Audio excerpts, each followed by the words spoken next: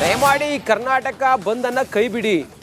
ಸರ್ವಪಕ್ಷದ ಸಭೆ ಬಳಿಕ CM DK Shivakumar ಅವರು ಮನವಿ ಮಾಡಿದ್ದಾರೆ. ಎಲ್ಲ ಕನ್ನಡ ಸಂಘಟನೆಗಳ ಜೊತೆಯಲ್ಲಿ ಮಾತಾಡ್ತೇನೆ, ಯಾವುದೇ ಕಾರಣಕ್ಕೂ ಬಂದ್ ಮಾಡಬೇಡಿ, ಬಂದ್ ಮಾಡೋದ್ರಿಂದ ಯಾವುದೇ ಪ್ರಯೋಜನ ಇಲ್ಲ. ಸರ್ಕಾರ ಪ್ರಕೃತಿ ನಿಮ್ಮ ಪರವಾಗೇ ಇದೆ, ಮಳೆ ಕೂಡ ಚೆನ್ನಾಗಿ ಆಗ್ತಾ ಇದೆ, ವರುಣನ ಕೃಪೆಯಿಂದ ಪರಿಸ್ಥಿತಿ ಶಾಂತವಾಗಿದೆ, ಕರ್ನಾಟಕ ಬಂದ್ ಮಾಡಬೇಡಿ ಅಂತ ಹೇಳಿದ್ದಾರೆ.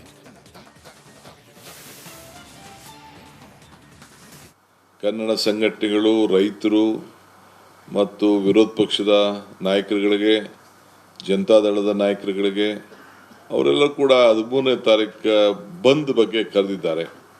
BJPಯವರೇನು ಅದಕ್ಕೇನು ನೆನ್ನೆ ಹೋಗಿ ಡ್ಯಾಮ್ ಮುತ್ತಿಗೆ ಹಾಕಲಿಕ್ಕೆ ಪ್ರಯತ್ನ ಮಾಡಿದ್ರು. ಆಮೇಲೆ ಕೊನೆಗೆ ಅವ್ರಿಗೆ ವಿಚಾರ ಅರ್ಥ ಆಯಿತು, ಅವರು ಕೂಡ ದೇವರಲ್ಲಿ ಹೋಗಿ ಪ್ರಾರ್ಥನೆ ಮಾಡಿದ್ದಾರೆ. ಸೊ ಇವತ್ತು JDSನವರು ಇವತ್ತು ಬೆಳಗ್ಗೆ ಬೆಂಬಲ ಕೊಟ್ಟರು ಅಂಥೇಳಿ ನನಗೆ ಮಾಹಿತಿ ಬಂದಿದೆ.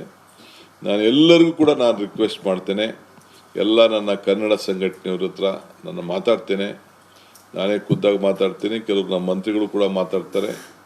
ದಯವಿಟ್ಟು ಇದಕ್ಕೆ ಅವಕಾಶ ಕೊಡೋದು ಬೇಡ. ಈ ಬಂದ್ನಿಂದ ನಿಮಗೇನು ಪ್ರಯೋಜನ ಆಗೋದಿಲ್ಲ. ಆಲ್ ಪಾರ್ಟಿ ಮೀಟಿಂಗಲ್ಲೂ ಕೂಡ ಈ ತೀರ್ಮಾನ ಬಂದಿದೆ. ಆಲ್ ಪಾರ್ಟಿ ಮೀಟಿಂಗಲ್ಲೂ ಕೂಡ ನಾನೊಂದು ಅಪೀಲ್ ಮಾಡಬೇಕು ಸರ್ಕಾರದ ಪರವಾಗಿ ಅಂಥೇಳಿ ಎಲ್ಲರೂ ಕೂಡ ಸಲಹೆಯನ್ನು ಕೊಟ್ಟಿದ್ದಾರೆ. ಆ ಸಲಹೆ ಮೇರೆಗೆ ನಾನು ಎಲ್ಲರೂ ಕೂಡ ನಿಮಗೆ ಬಂದಿಂದ, ಏಕೆಂದರೆ ನಾವು ರಾಜ್ಯದಲ್ಲಿ ಈಗ ಏನು ಕಾವೇರಿ ವಿಚಾರವಾಗಿ ಚರ್ಚೆ ಆಗ್ತಾ ಇದೆ, ಪ್ರತಿಭಟನೆಗಳೆಲ್ಲ ನಡೀತಾ ಇದೆಯಲ್ಲ, ಮುಖ್ಯಮಂತ್ರಿಗಳು ಅದ್ರ ಬಗ್ಗೆ ಮಾತಾಡ್ತಾ ಹೇಳಿದ್ದಾರೆ, ಯಾರೂ ಕೂಡ ಆತಂಕ ಪಡೋದು ಬೇಡ. ನಾನೇ ನಮ್ಮ ವಕೀಲರ ಜೊತೆಗೆ ಮಾತಾಡಿದ್ದೇನೆ, ಯಾರೂ ಆತಂಕ ಪಡೆಯೋದು ಬೇಡ. ದೆಹಲಿ ತಂಡ ವರ್ಚುವಲ್ನಲ್ಲಿ ಸಭೆಯನ್ನು ಗಮನಿಸಿದೆ. ಸಂಕಷ್ಟ ಸೂತ್ರ ಕಾನೂನು ಗಮನದಲ್ಲಿ ಇಟ್ಕೊಳ್ತೇವೆ, ಕಾನೂನು ಚರ್ಚೆ ಮಾಡಿ ಕೆಲ ತೀರ್ಮಾನವನ್ನು ಮಾಡಬೇಕಾಗಿದೆ. ಬೆಂಗಳೂರಿನಲ್ಲಿ ಸಿಎಂ ಡಿಕೆ ಶಿವಕುಮಾರ್ ಅವರು ಹೇಳಿದ್ದಾರೆ, ಇವತ್ತು ಮಳೆ ಬಂದು ಸ್ವಲ್ಪ ಸುಧಾರಣೆ ಆಗಿದೆ, ಕಾವೇರಿ ಜಲಾನಯನ ಪ್ರದೇಶದವರಿಗೆ ಆತಂಕ ಬೇಡ ಅಂಥೇಳಿ ನಿಮ್ಮ ಜೊತೆಗೆ ನಾವು ಇರ್ತೀವಿ ಅಂತೇಳಿ ಹೇಳಿದ್ದಾರೆ ಮುಖ್ಯಮಂತ್ರಿ ಡಿಕೆ ಶಿವಕುಮಾರ್. ಫಸ್ಟ್ ಅದನ್ನ ನಾನು ವೇಟ್ ಮಾಡ್ತೀನಿ. ಈಗ ಕೆರೆಗಳಿಗೆ ತುಂಬಿಸೋಂತಕ್ಕೆ ಏನ್ ಬೇಕೋ ಅದಕ್ಕೆ ನಾವು ಮಾಡ್ಬೇಕಾಗ್ತದೆ. ಕುಡಿಯೋ ನೀರಿಗೆ ನಾವು ಪ್ರಯಾರಿಟಿ ಕೊಡ್ತೇವೆ. ನಾಲೆ ಬಿಟ್ರು ಕುಡಿಯೋ ನೀರು ಅದನ್ನ ಗಂಭೀರವಾಗಿ ನಾವು ಆಲೋಚನೆ ಮಾಡ್ತೀವಿ. ಫಸ್ಟ್ ಅದನ್ನ ನಾನು ವೇಟ್ ಮಾಡ್ತೀನಿ. ಈಗ ಕೆರೆಗಳಿಗೆ ತುಂಬಿಸೋಂತಕ್ಕೆ ಏನ್ ಬೇಕೋ ಅದಕ್ಕೆ ನಾವು ಮಾಡ್ಬೇಕಾಗ್ತದೆ. ಕುಡಿಯೋ ನೀರಿಗೆ ನಾವು ಪ್ರಯಾರಿಟಿ ಕೊಡ್ತೇವೆ. ನಾಲೆ ಬಿಟ್ರು ಕುಡಿಯೋ ನೀರು ಅದನ್ನ ಗಂಭೀರವಾಗಿ ನಾವು ಆಲೋಚನೆ ಮಾಡ್ತೀವಿ. ಫಸ್ಟ್ ಅದನ್ನ ನಾನು ವೇಟ್ ಮಾಡ್ತೀನಿ. ಈಗ ಕೆರೆಗಳಿಗೆ ತುಂಬಿಸೋಂತಕ್ಕೆ ಏನ್ ಬೇಕೋ ಅದಕ್ಕೆ ನಾವು ಮಾಡ್ಬೇಕಾಗ್ತದೆ. ಕುಡಿಯೋ ನೀರಿಗೆ ನಾವು ಪ್ರಯಾರಿಟಿ ಕೊಡ್ತೇವೆ. ನಾಲೆ ಬಿಟ್ರು ಕುಡಿಯೋ ನೀರು.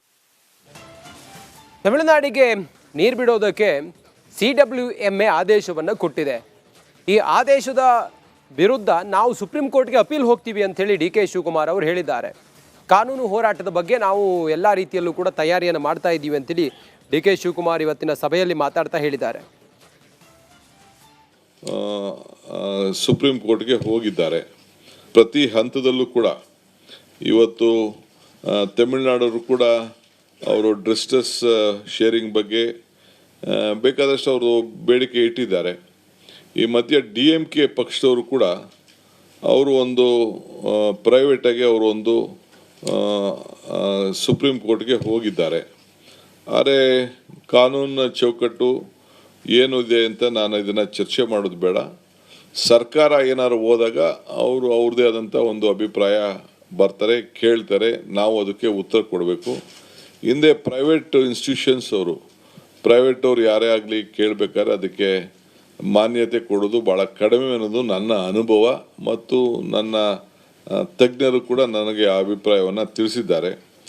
ಸೊ ನಾವು ಭಾಳ ಹುಷಾರಾಗಿ ಯಾವುದ್ಯಾವುದು ಕೆಲವು ಕೋರ್ಟನ್ನ ಹ್ಯಾಂಡಲ್ ಮಾಡೋಂಥ ಸಂದರ್ಭದಲ್ಲಿ ಅನೇಕ ಹಿರಿಯರ ಅನುಭವವನ್ನು ಕೂಡ ನಾವು ಗಮನದಲ್ಲಿ ನಾವು ಇಟ್ಕೊಳ್ಬೇಕಾಗ್ತದೆ.